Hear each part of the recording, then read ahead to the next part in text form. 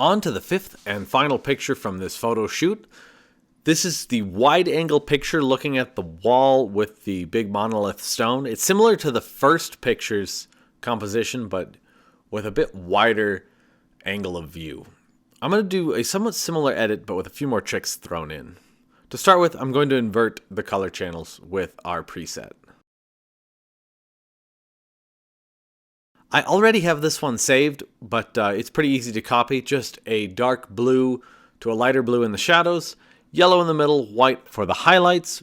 The blend mode is overlay, and lower the opacity a little bit.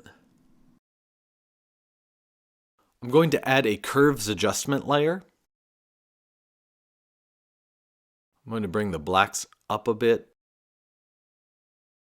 I'm going for that sort of matte vintage look.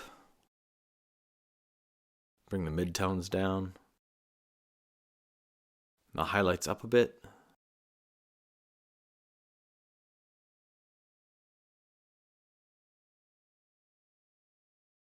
There, we've got nice contrast. But it's got kind of a flat shadow. I'm going to make those shadows just a little bit darker.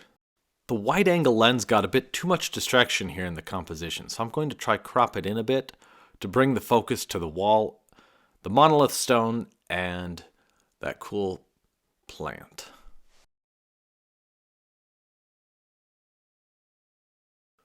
I'm making it more of a 16:9 landscape shot. There, I think it's looking better already.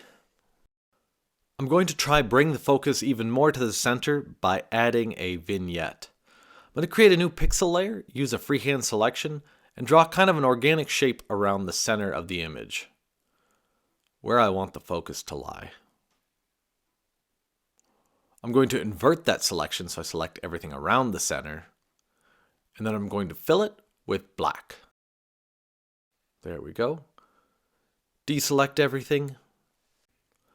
Now I will add a Gaussian blur to that black pixel layer. The slider only goes up to 100 pixels, but you can either type in a higher value or grab the image and slide to get a higher blur. I want it about 1,000 pixels, very faded blur there. I'm going to lower the opacity. Want to not overdo this effect, just a subtle darkening of the edges. Finally, I'm going to increase the brightness of the overall image with a brightness and contrast layer, and just turn the brightness up a bit.